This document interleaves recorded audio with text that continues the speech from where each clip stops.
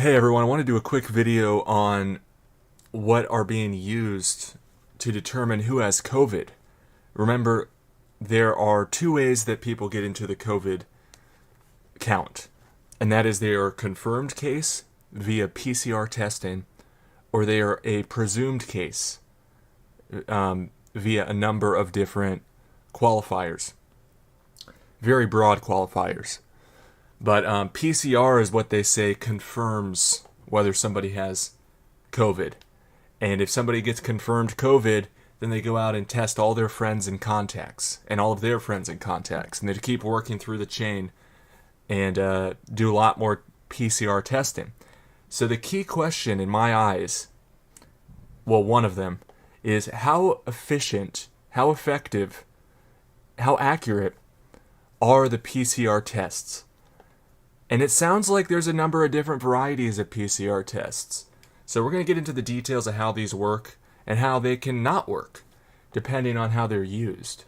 So let's dive in here. The problem with testing. Just because a test exists for something which claims to detect something, it doesn't mean that the test actually accomplishes its objective. We must assess the claims being made by the medical community regarding the detection of COVID in humans via PCR testing. Is the RNA that they're searching for with these PCR tests even related to COVID? And how did they obtain the RNA to search for? Are they using configuration settings for these tests, such as the CQ value, that increase false positives? These are some of the things we'll be looking at. But first I want you to just do a thought experiment here. Look at the 6 people on the right of the video. You'll see that the 3 people on the left are healthy. They've got the green check. And the 3 people on the right have COVID. Now this is overly simplistic because in a population it's not just healthy or COVID. You could have a cold, you could have the flu, you could have any number of ailments, and they could be combined together. So the question is, how do you come up with a way so when a new person walks through your clinic's door, you can tell them whether or not they have COVID? Well, first you have to know who among the people you're studying have COVID. And then you want to find something in common with all of those people that none of the other people have in common. And really, for it to be a proven test, you need to be sure that the people you've pre-identified as COVID really are COVID. And the people that you say are not COVID are not COVID. And that is a huge assumption that they did that properly.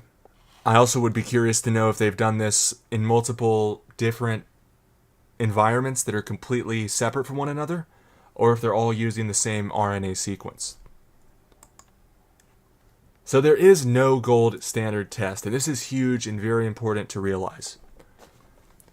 PCR testing is currently used to confirm COVID cases. But the test has no reliable and accurate predecessor to use as a benchmark of the effectiveness of PCR testing. So, a gold standard is a reliable, trusted test, which is the best test that humans have for a certain test, for a certain question that they're trying to answer. In this case, does a patient have COVID? There is no gold standard test. There is no reliable accepted test unless you consider clinical diagnoses or PCR testing, which I certainly do not, as we will talk about here in a second. There are no gold standard tests.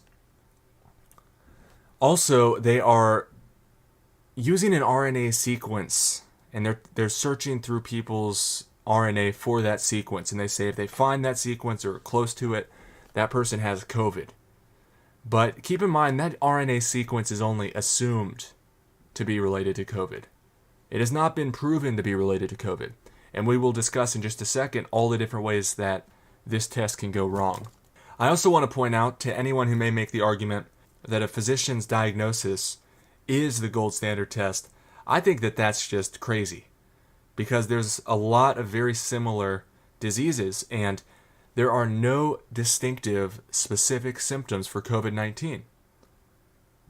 So just because you see some symptoms like headache or cough or a fever or chills, that could be any number of things.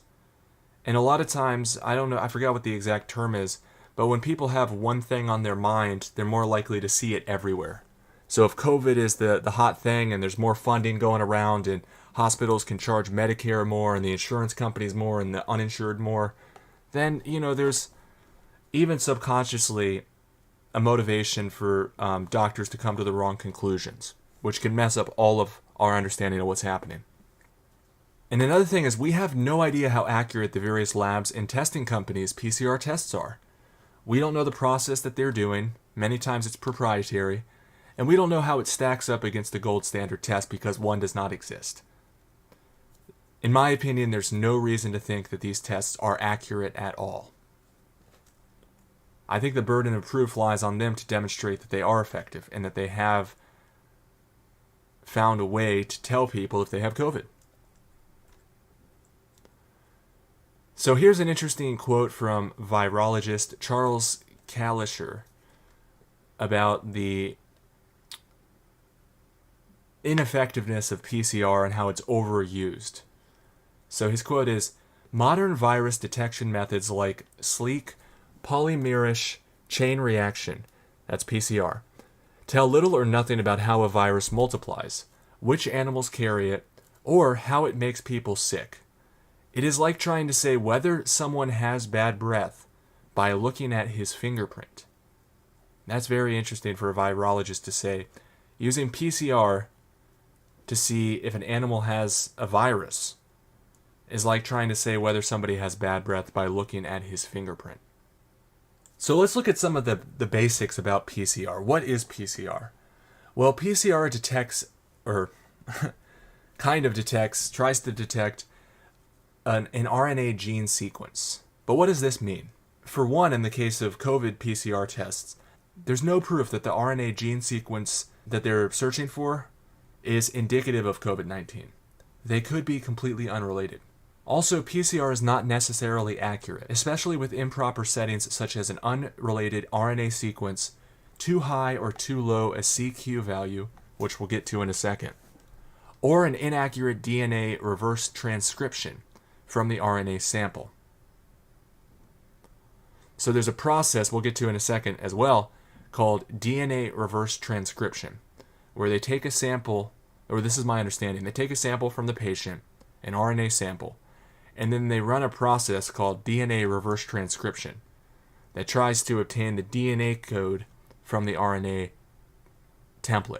And I want to keep hammering this point home. You would need a proven gold standard test to prove that a certain PCR test for COVID is accurate and reliable. And as to my knowledge, that has not been demonstrated. Koch's postulates are 4 criteria designed to establish a causative relationship between a microbe and a disease. So let's go through the 4 postulates. Number 1, the microorganism must be found in abundance in all organisms suffering from the disease, but should not be found in healthy organisms. Number 2, the microorganism must be isolated from a diseased organism and grown in pure culture. Number 3, the cultured microorganism should cause disease when introduced into a healthy organism. 4, the microorganism must be re-isolated from the inoculated, diseased experimental host and identified as being identical to the original specific causative agent. Now, this is a very important point here related to Koch's postulates. The COVID-19 virus has never been purified or isolated. Purification and isolation of viruses is the separation of the virus from the host tissues and cells. COVID-19 has not been isolated and demonstrated to be a transmittable virus in accordance with Koch's postulates. If the particles that are claimed to be the SARS-CoV-2 have not been purified, how can anyone be sure that the RNA gene sequences of these particles belong to the new virus? They are only assuming that the RNA sequence has its origins from the COVID virus. And in my opinion, this is highly unlikely given their failure to even isolate the virus. So the big question, how accurate are the tests? Well, you must know exactly who has COVID-19 and who does not to determine the accuracy of a new test. Since there is no gold standard test, it can be reasonably said that the tests have not been proven accurate, and are likely not. RNA must be converted to complementary DNA with the enzyme reverse transcriptase process. It's not a reliable, efficient, or consistent process. Now this is crazy. The amount of DNA obtained with the same RNA-based material can vary widely, up to 10 times more or less, from run to run. Considering that the DNA sequences get doubled at every cycle, even a slight variation becomes magnified and can thus alter the result, annihilating the test's reliable informative value. Now, there are a number of settings that get plugged into these PCR tests. One of the most important settings when the tests are configured is the CQ value, and that's the high cycle qualification value.